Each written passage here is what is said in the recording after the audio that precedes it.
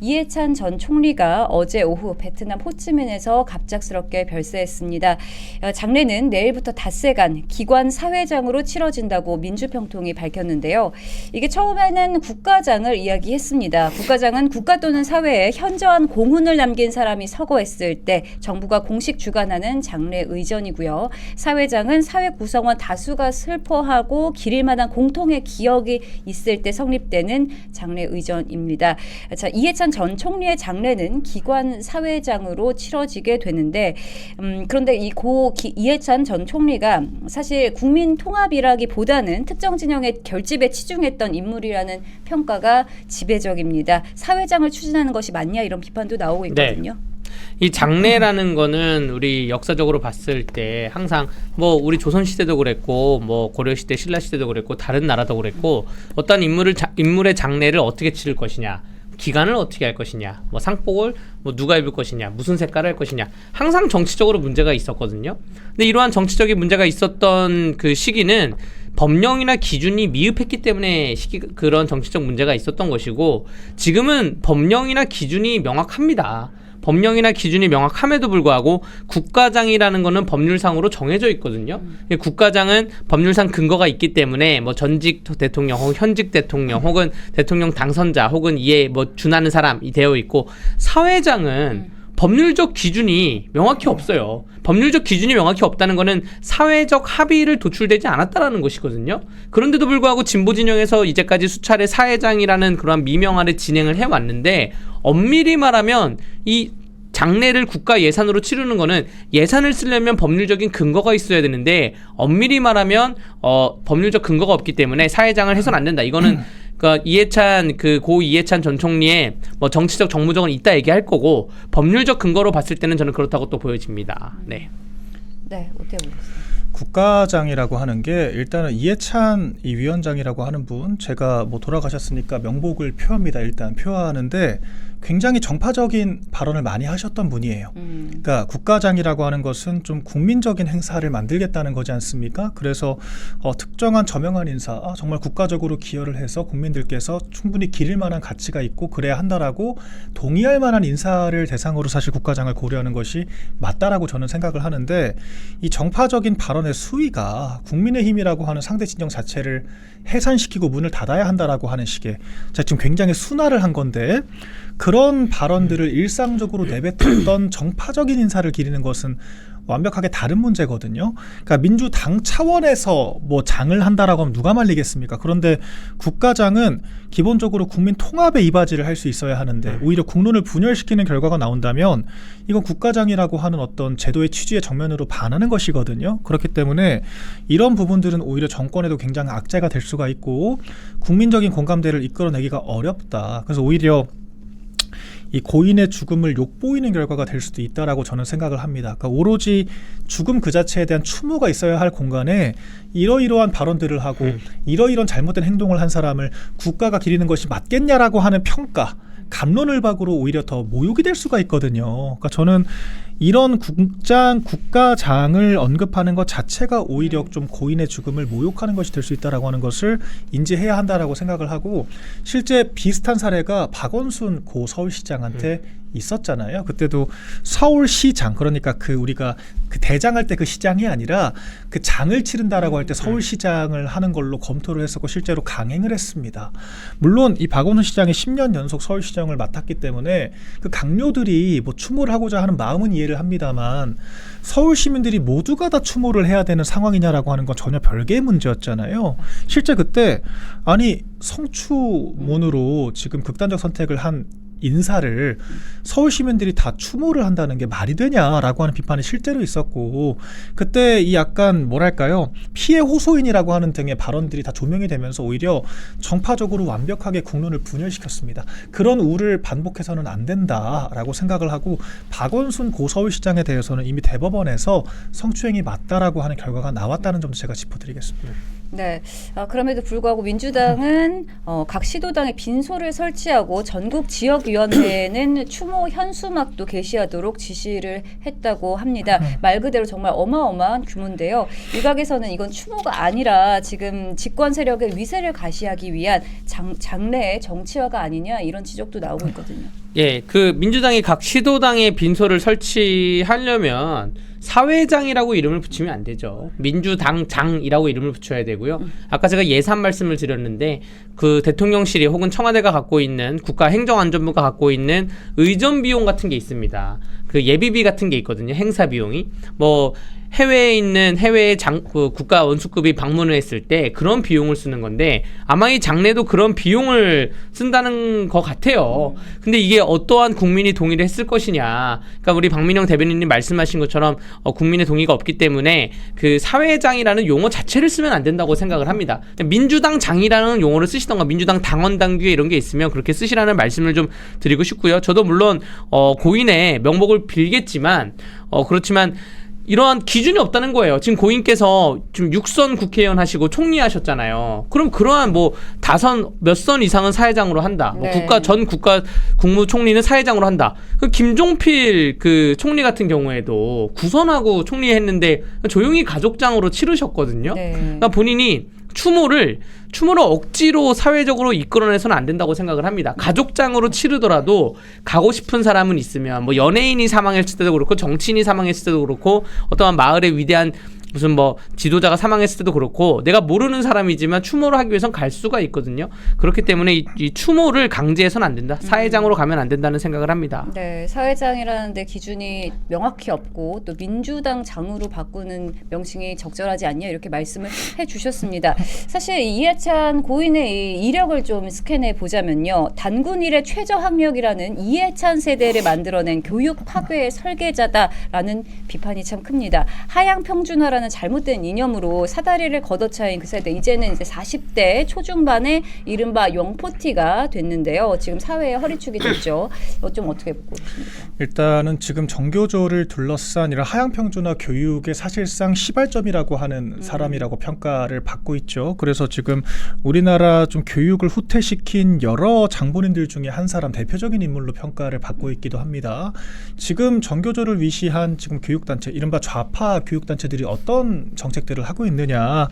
그러니까 이 성적 평가 자체를 못하게 하는 겁니다. 학력 평가를 하는 것 자체가 이 아이들을 일종의 그레이딩, 그러니까 줄 세우기를 할 수가 있고 이런 것들이 위화감을 조성할 수 있다라고 하는 등의 굉장히 관념적인 논리를 펼쳐서 아예 평가 자체를 못하게 막고 있거든요. 그리고 학생인권 조례를 비롯해서 이 교사들의 적절한 이런 어떤 교육 방식 자체를 완벽하게 차단을 하는 식의 방식도 정교조가 주도를 했죠. 그렇기 때문에 지금 교사라고 하는 직역이 상당히 선호받는 직역이었다가 지금은 회피가 되는 기피가 네. 되는 직역으로 전락을 한 것도 이런 좀 정책들의 연장선이었습니다. 결과적으로 학력 평가를 중단하고 나서 우리 사회에 실질적으로 나왔던 결과가 이 하향 평준화라고 하는 게 슬로건만 있는 것이 아니라 실제로 우리나라의 어떤 교육 수준이 굉장히 낮아지게 됐거든요. 그래서 지금 뭐 영포티에 대한 얘기를 하는 것을 떠나서 그때 만들어진 지금 유산과 그때 그 의지를 이어받는 일부 사람들에 의해서 여전히 우리나라 교육 수준이 낮아지고 있고 공교육에 대한 기피가 커지면서 오히려 사교육이 더욱 활성화되는 악순환의 굴레에 빠져 있다. 이런 비판들을 피하기가 어려운 겁니다. 사실 뭐 교육만 그렇겠습니까? 이해찬이라고 하는 사람이 민주당에서야 뭐 여러 업적들을 이룬 사람일 수 있겠습니다만 이 특유의 정파성과 강력한 이념 노선을 기반으로 사실상 운동권을 주축으로 민주당 자체를 완전히 좌파 진영으로 바꾸게 되면서 국민적인 어떤 중간점인 지점과는 굉장히 멀어지는 결과를 낳기도 했거든요. 그렇기 때문에 국가적으로는 상당히 좀 고평가를 받기 힘든 전 정치인이라고 생각을 하고요. 그러니까 그런 사람에 대해서 국가장을 언급하는 것 자체가 국민적인 어떤 불만과 그런 불평을 만들어낼 수밖에 없는, 그러니까 거부감을 이끌어낼 수밖에 없는 게 아닌가라고 하는 생각을 거듭 하게 됩니다. 네, 요거는 제가 그 세대이기 때문에 정확히 네. 좀 말씀을 드릴게요. 제가 04학번이거든요. 네. 85년생이고 저희 친형이 02학번입니다. 83년생. 이해찬 1세대가 83년생인데 고 이해찬 전 총리가 그 교육부 장관 했던 시기가 98년부터 99년까지예요. 그러면서 이제 2002학년도 대입 정책을 만든 것인데 이때 제가 중학생이었습니다. 저희 친형이 고등학생이었어요. 황당한 게 뭐냐면 고등학생이 중학생보다 집에 먼저 왔어요. 그러니까 공부를 입시 정책을 맞습니다. 어떻게 변경을 시켰냐면 입시 정책에 대해서 2002학년도 대학 입시가 무시험 전형을 만들었고요. 특별 전형을 만들었고요. 수시 전형 확대를 했고요. 뭐 한 가지만 잘하면 대학 간다? 야, 공부 안 해도 돼. 그때 한참 뭐 펌프, DDR 뭐 이런 게 유행했거든요. 펌프, DDR만 잘해도 대학 간다. 뭐 이런 얘기 하면서 모의고사, 자율학습, 보충학습 다 폐지시켰어요. 그래서 저는 중학생인데 제가 중학생이 오후 3시 반쯤 끝납니다. 네. 집에 와 있으면 저희 형이 고등학생인데 먼저 와 있는 거예요. 그 왜 와 있냐니까 자기가 학교가 더 빨리 끝난다. 이런 식으로 얘기를 하는 거예요.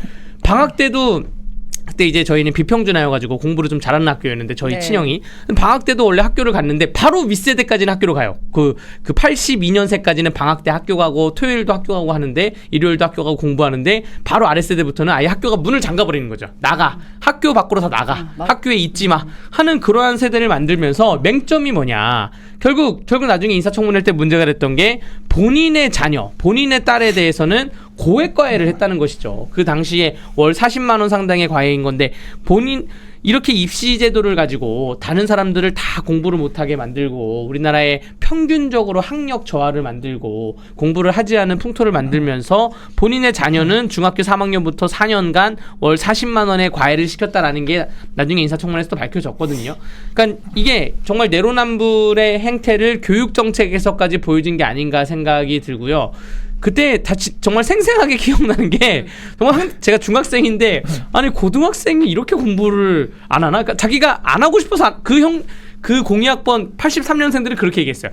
내가 안 하고 싶어 안 하는 게 아니라 학교에서 집에 가라 그런다. 이런 식으로 말을 했는데 그런 분에 대해서 어떻게 사회장으로 치를 것이냐 공과 과를 좀 따져봐야 된다 생각합니다. 네. 교육 정책 말고도 또 다른 것들도 많지 않습니까?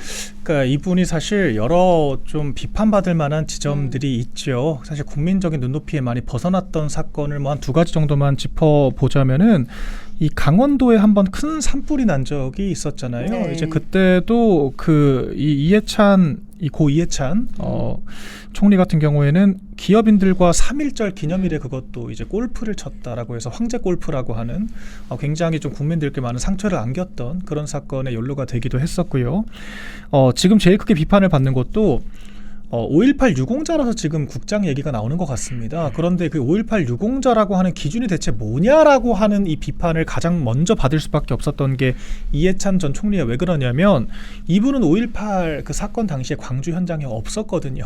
그러니까 대체 무슨 기준을 가지고 유공자가 됐냐라고 하는 비판을 받을 수밖에 없었던 겁니다. 심지어는 그 유공자라고 하는 것이 또 굉장한 혜택의 대상이 되고 있잖아요. 심지어는 민주당이 여러 특별법까지 만들고 헌법에도 다 명시를 하겠다라고 얘기를 하고 있을 정도로 많은 좀 정치적인 그런 이른바 우리가 속된 말로는 청구서를 들이밀고 있는 게 아니냐라고 지금 얘기를 하는 분들도 계실 정도인데 그런 상황에서 대체 어떤 기준과 근거를 가지고 그렇게 그 자신의 처우를 스스로 강화를 하는가에 대해서 또 비판을 받고 있죠. 그래서 이런 여러 가지 정치적인 행보로 봤을 때 물론 그럼에도 불구하고 사실 조용히 가족장을 하겠다라고 하면 누가 이걸 굳이 언급을 해서 비판을 하겠습니까? 네.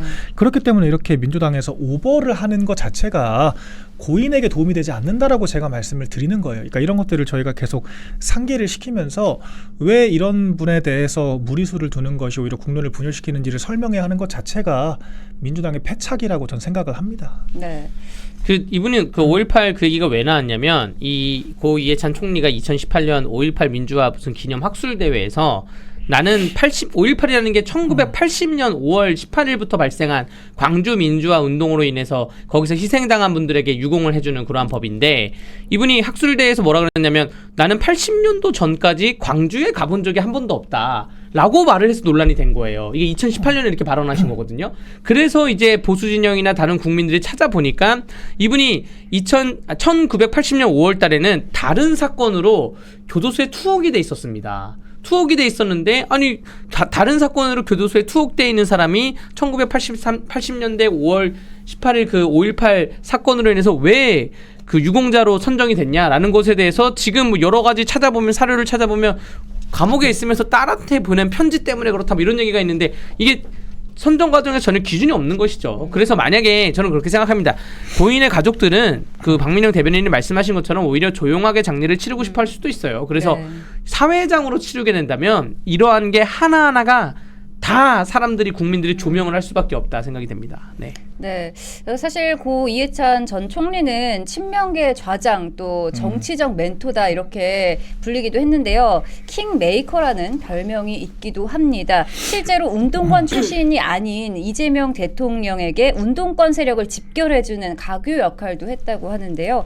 앞으로 이제 이해찬 전 총리가 없어진 부재가 있는 만큼 이재명 대통령의 당내 장악력이나 또 홀로서기에 어떤 변수가 있을 수 있다 이렇게 보십니까? 영향이 있을 수밖에 없죠. 사실 이재명 대통령 자체가 굉장히 민주당에서 비주류로 출발을 했습니다. 우리 모두가 알고 있죠. 그럼에도 불구하고 민주당에서 당권을 장악하기까지 이해찬이라고 하는 사람의 역할이 굉장히 컸다라고 하는 것을 우리 모두가 알고 있습니다. 그 정도로 민주당 내 어떤 주류 세력과의 연결고리 역할을 했던 사람이 사라지게 된 것이기 때문에 안 그래도 지금 명청대전이라고 해서 일촉즉발 상황이잖아요. 이 상황에서 이재명 대통령이 이제 당에 행사할 수 있는 영향력은 더 줄어들었다라고밖에 볼 수가 없지요. 그리고 저는 이해찬이라고 하는 사람에 대한 정치적인 평가와 별개로 민주당의 전략가로서는 굉장히 유의미한 포인트도 많았다라고 생각을 합니다. 이를테면은 지난 총선에서 저희가 이 민주당과 총선을 치를 때 우리 당은 장해찬, 도태우 같은 사람들에 대해서 뭐 과거 막말이라고 하는 이야기를 하면서 공천을 취소를 했어요. 근데 민주당은 양문석과 김준혁 의원, 지금 현역 의원으로 당선이 실제로 됐죠. 이분들의 훨씬 더 경악스러운 막말들, 심지어는 양문석 의원 같은 경우에는 고 노무현 대통령에 대해서도 입에 담을 수 없는 모욕을 했다라고 해서 굉장히 민주당 내에서도 논란이 됐거든요. 근데 우리 당처럼 사실 당성이 결여되고 사실 거의 뭐랄까요, 스스로 악재를 이렇게 증폭시키고 키우듯이 공천을 취소 결정한 우리 당과는 다르게 민주당은 이해찬 위원장이 당시 이렇게 얘기를 했습니다. 선거는 기세다. 하던 대로 가는 것이 맞다. 흔들리면 안 된다라고 얘기를 하면서 이 두 사람에 대해서 공천 취소는 없다. 사퇴는 없다라고 일축을 했거든요. 그 뒤로 더 이상 언론이 많이 흔들지 못했습니다. 왜냐? 어차피 흔들어봤자 민주당은 흔들리지 않기 때문에. 그렇게 해서 결과적으로 민주당은 사람도 지켰고 선거도 이겼죠. 국민의힘은 사람도 못 지켰고 선거도 졌습니다. 그래서 옳고 그름의 관점에서는 전 국가적으로 바람직한 군상이었냐, 그렇지 않다고 봐요. 그런데 민주당이라고 하는 정당, 특히 이재명이라고 하는 사람의 어떤 정치적인 멘토로서는 굉장한 역할을 했던 것이 사실로 보입니다. 그렇기 때문에 고 이해찬 총리에 대한 부재가 이 명청대전 한가운데 있는 이재명에겐 굉장히 치명적일 수밖에 없다라고 저도 전망을 하고요. 안 그래도 지금 수세에 몰려있기 때문에 당권 장악이 훨씬 더 정청래 입장에서는 편리해지지 않을까, 이런 예측을 조심스럽게 해봅니다. 네, 바로 민주당 내부 분위기 좀 짚어보도록 하겠습니다. 말씀대로 이제 고 이해찬 전 총리의 애도 기간에 들어가면서요, 민주당 내 조국혁신당의 합당 추진을 둘러싼 갈등이 잠시 수면 아래로 가라앉은 모습입니다. 하지만 내부 신경전은 더욱더 가열되고 있는데요. 이번 정청래 대표의 기습 합당 제안 발표, 이게 이재명 대통령과 사전 협의도 없었다 이런 말들이 나오고 있는데 어떻게 보십니까? 다소 정청래 대표 입장에서는 다소 억울하죠. 아니 뭐 내가 아무리 막 나가는 당대표라고 하지만, 내가 아무리 당권이 세다고 하지만 내가 청와대하고 상의조차 안 했겠냐, 네. 라고 이제 백브리핑에서는 어느 정도 언론하고 얘기를 한 것 같은데, 언론이 바로 청와대 가서 물어보니까 그 강유정 대변인이 네. 나는 모르세, 전혀 모르는 일이다 라고 발표가 나서 좀 우왕좌왕했습니다. 아마 그 지금 정권 초기인데 청와대하고 아무런 상의를 안 했을 거라 보여지진 않고요. 청와대도 오후에 후속 보도로 뭔가 어느 정도 교감은 있었다라는 것인데, 지금 이게 이제 제가 아까 서두에 이해운식 정치랑 똑같은 거예요. 이재명 대통령의 정치를 이렇게 한다니까요. 어쩌라고 어쩌라고 한 다음에 뭐 반발 있어? 그럼 철회하지 뭐. 그럼 나 안 할래. 뭐 이런 식으로 한다니까요. 그러니까 이러한 소통 방식이 뭔가 신중하게 하고 신중하게 결정을 했으면 밀어붙여서 국민들에게 평가를 받던가. 그 민주당 계열로 얘기하자면 노무현 대통령께서 이라크 파병 문제나 한미 FTA에 대해서 찬성을 했다가 지지층들이 굉장히 많이 빠져나갔는데, 그렇다 하더라도 노무현 대통령은 미래를 보면서 국민들의 반발이 있거나 혹은 지지층의 반발이 있어도 밀어붙였잖아요. 본인이, 이재명 대통령이 본인의 신념이 있으면, 교감을 했으면 밀어붙여야 되는데 좀 다소 아주 모르쇠를 하고 있어서 그래서 정청래 대표가 좀 억울한 상황이 됐다. 근데 그럼에도 불구하고 1인 1표제에 대해서는 통과가 됐기 때문에 정청래 대표도 좀 몰아붙일 것 같아요. 이제 1인 1표제의 세상이야. 이제는 나도 치킨 게임으로 가겠어라고 하면서 하지 않을까. 다만 여기서 문제가 뭐냐면 조국 혁신당이 대등 합당을 원하면 흡수 합당이 아니라 대등 합당을 원하게 되면 그러면 좀 골머리를 좀 썩히지 않을까 생각됩니다. 네. 정청래 입장에서는 사실 나름 좋은 한 수를 던졌다. 저는 그렇게 평가를 합니다. 왜 네. 그러냐면 이미 명청 간의 그런 관계는 갈 때까지 갔습니다. 그래서 어떤 얘기까지 나왔냐면 실제로 이재명이 물어보잖아요. 그 오찬 자리에서 반명이신가요? 라고 물어보지 않습니까? 그랬더니 네. 정청래 대표가 우리 모두가 친명이고 우리 모두가 친청이지요 라고 이야기를 했습니다.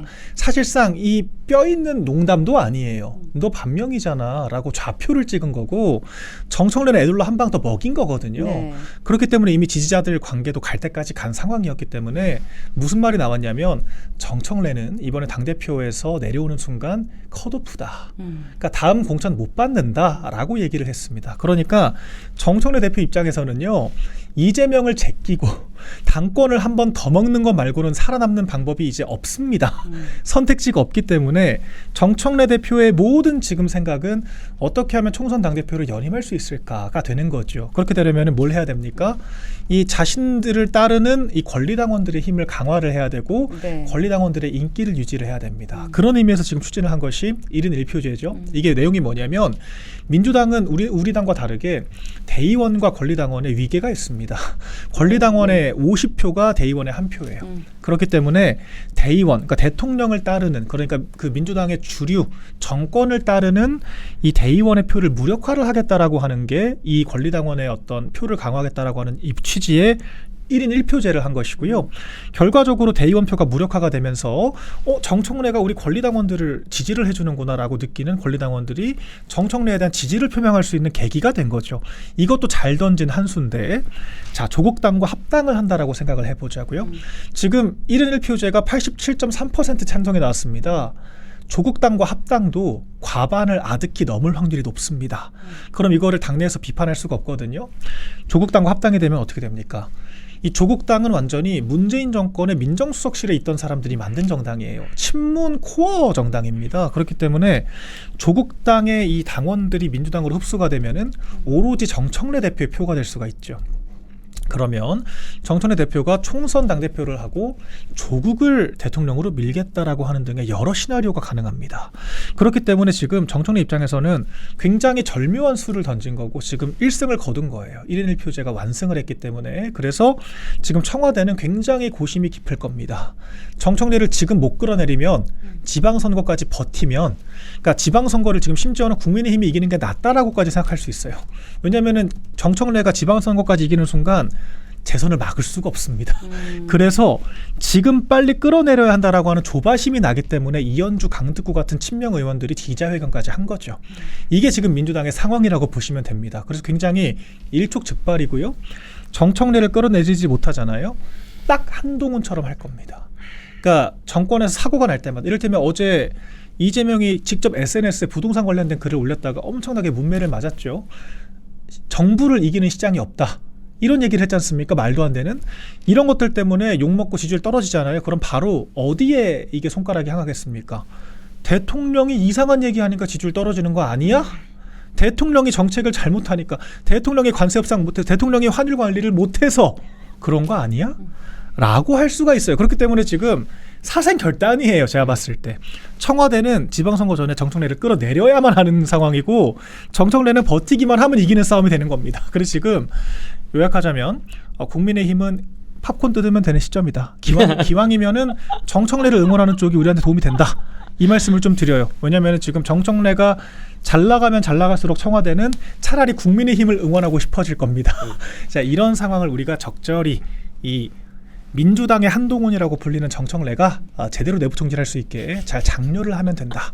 이런 생각을 말씀드립니다. 네, 정청래 당대표의 연임에 또 힘을 실어주는 사람이 또 있습니다. 바로 김어준 씨인데요. 김어준 씨 여론조사 기관에서 서울시장 후보군으로 계속 김민석 총리를 포함시키고 있어요. 네, 김민석 차렷이라고 이제 김어준 씨가 얘기를 한 거죠. 방송에다가 김민석 당원들에게 절하세요. 김민석 차렷라는 것인데 지금 민주당에서 여러 그 입틀막 언론 입틀막 정책이 나오고 있지 않습니까? 그 이규현 홍보수석도 그 종편에다가 시사 보도를 줄이는 방향으로 이제 지시를 내렸다고 미디어 오늘에서 오늘 밝혀지기도 했는데 아마 김어준 씨부터 막아야 하지 않을까 청와대 입장에서는 생각이 들고요.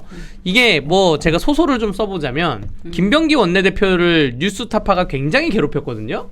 뉴스타파 채널에 한번 폭파된 적이 있어요. 맞아요. 폭파되고 복귀는 됐는데 그때 이제 사람들이 역시 국정원 출신 원내대표는 다르다.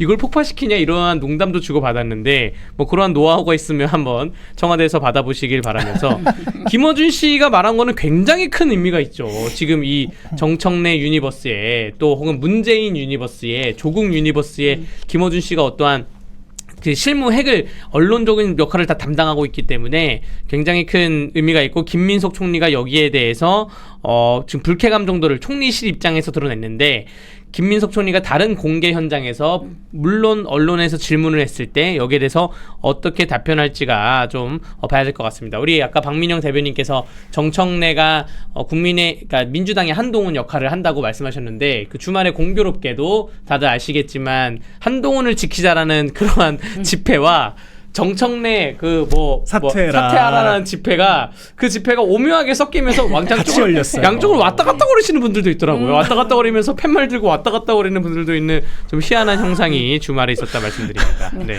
그게 문골 오솔이라고 하더라고요. 문골 오솔인가요? 네. 그래서 이낙연 계통을 지지를 했던 사람들인데 이제 이재명이 싫으니까 국민의힘으로 들어왔던 사람들. 근데 지금은 대체 어떤 세계관인지는 모르겠지만 한동훈 편에 붙어서 지금 한동훈 지키기와 정청래 사태를 동시에 이야기를 하고 있다. 제가 봤을 때 서로 리버스 한동훈이 정청래고 리버스 정청래가 한동훈인데 한동훈은 지키고 정청래 나가라고 하는 게 무슨 의미인지 저는 잘 이해는 안 됩니다. 잘 모르겠는데 네. 이제 보시는 분들이 판단을 할 것 같고 어제 경찰 투산 2,000명이 좀 안 왔다고 하더라고요.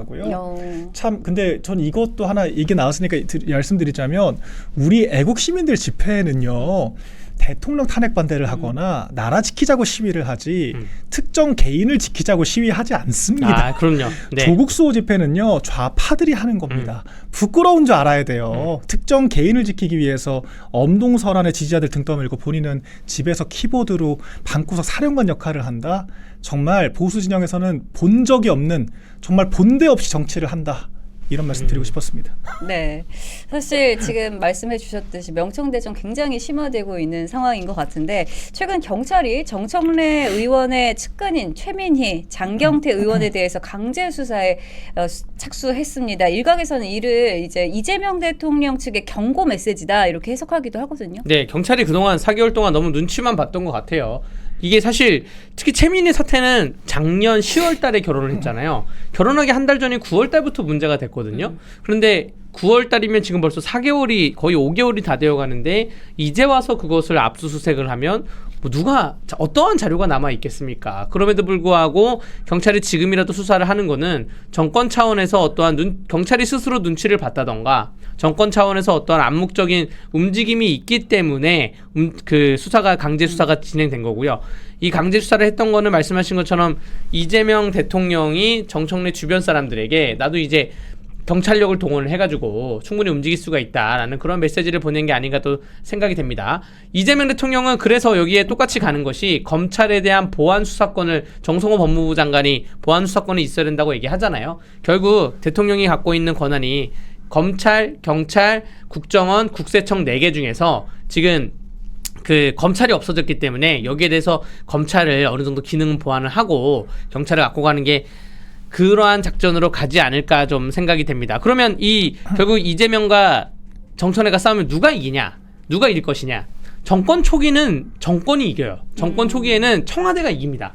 청와대가 이기는데 뭐 국민의힘 같은 경우에도 윤석열 정부 초반에 이준석 당대표와 티격태격하면서 이준석 당대표를 결국에는 처음에 최고위원들이 뜨뜨미지근하다가 결국 다 사퇴하면서 이준석 당대표를 추출해냈는데 그러한 수순으로 갑니다. 정권 초기, 정권 한 1년도에는. 근데 지금 민주당은 좀 이상한 것 같아요. 지금 민주당은 그 이재명이라는 사람의 이재명 대통령이 그 정치 성장을 해오면서 성남시장부터 해서 중앙 정치와 동떨어져 있었고 또 민주당의 주요 개파인 운동권도 아니었고 NL도 아니고 PD도 아니고 변호사 하다가 지금 대통령 된 사람이기 때문에 그리고 요직에 앉히는 것도 본인 친구들, 본인 변호사들을 이제 요직에 앉히던가 네. 뭐 그렇게 앉히는 거지 민주 인사들을 뭐 등용하거나 이러진 않잖아요. 그래서 그런지 몰라도 지금은 청와대와 대통령 싸움에서 정청래가 반드시 질 것이다라고 말씀도 못 드리는 그런 풍경이 있고요. 지방선거와 연계해놓고 봤을 때 지방선거를 민주당이 진다? 그래도 청와대는 5년 갑니다. 근데 지방선거를 민주당이 진다? 그러면 정청래는 바로 내려갈 거기 때문에 그 부분에서 좀 첨예할 것 같습니다. 네. 네.